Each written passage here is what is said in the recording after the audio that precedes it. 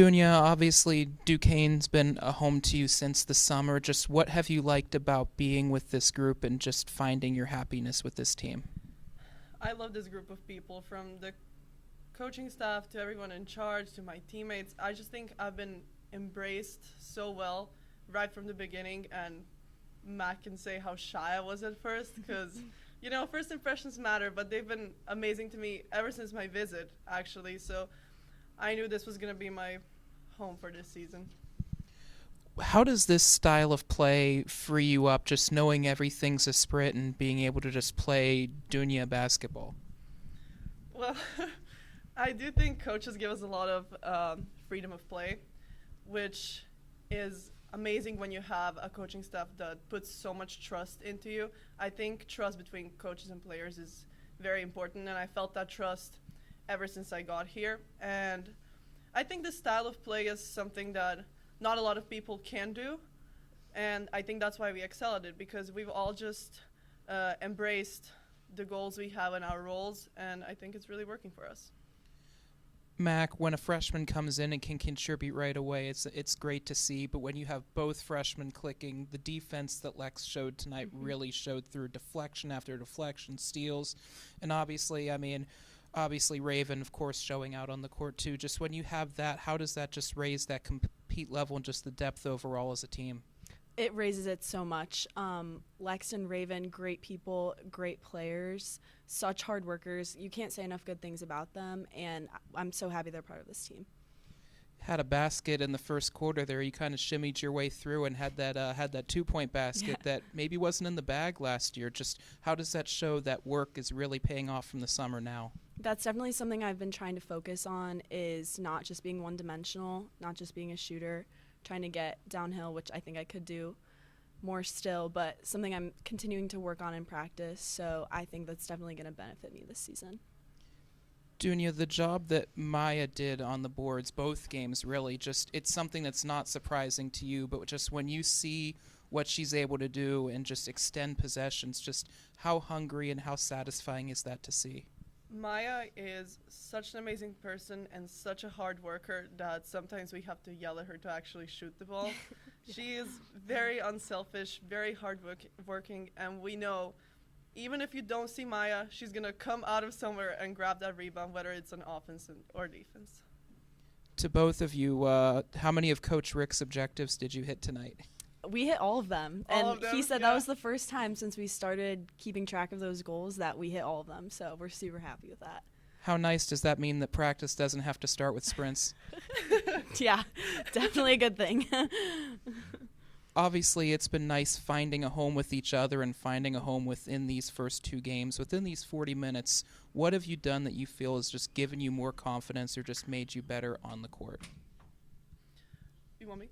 I honestly think what gives me confidence is knowing that I have teammates and coaches and everybody around me believing in me.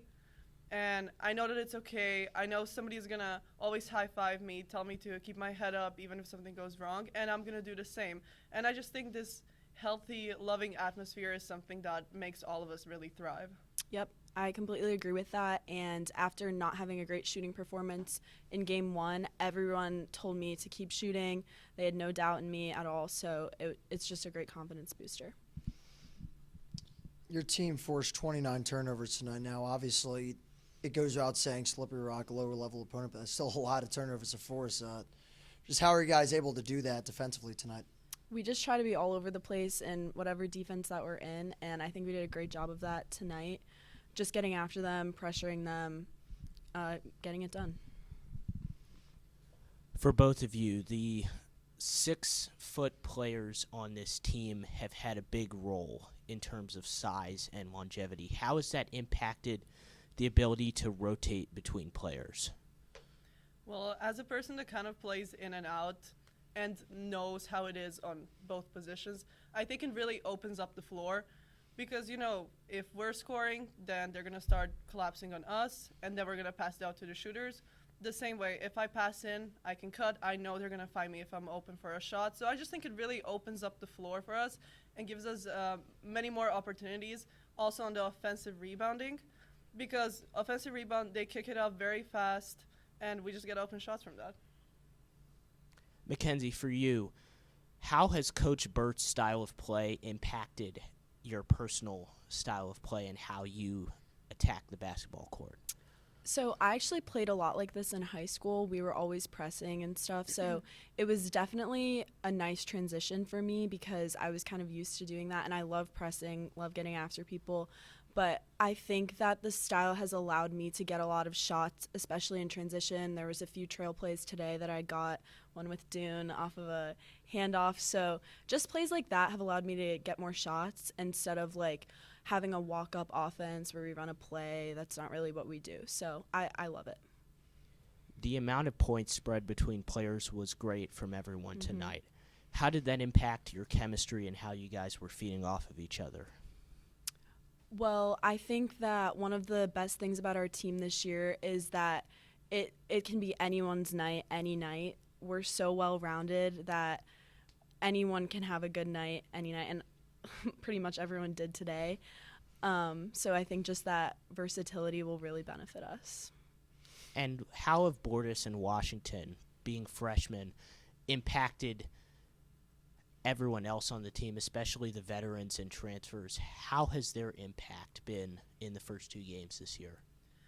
Well, I honestly think the best way to describe it is they both have a certain swag to them. They know they're good players, they know what they can do, and they are not afraid of what's in front of them. And they always do their job, whether it's in practice or on the court. And it's really nice and uplifting to see that when you see Alexis hit a big 3 or Raven get a big rebound and score. You know, that just like gives us momentum and lets us play off of them. And how has the crowd energy impacted you guys through the first 2 games, both of those being at home? How have you guys been able to feed off of the crowd and what the fans have been providing here? I think the crowds have brought great energy, and we weren't really expecting a big crowd on Monday for it being a 2 p.m. game, but I thought that there was a good crowd there, and tonight was awesome. It's just such a great atmosphere to play in with the band and everything. So it brings us a lot of energy, and it's just so fun to play here. Yeah, I think it's amazing obviously I'm new, I've transferred here, and it's so amazing to hear just my name and hearing good jobs from the people in the crowd already recognizing me and embracing me here, even though this is my second game for Duquesne. And as you guys prepare for Atlantic 10 play with these next couple of games, what's going to be the focus with this team as you guys continue through non-conference into eventually the conference schedule? The focus is that our standard is our standard, and we're not going to play down to anyone on our non-conference schedule, and we're just going to keep pushing every single day, holding ourselves accountable, and just making sure we're playing up to our standard, like I said. Thank Thank you. you. Good job, Jen. Thank you.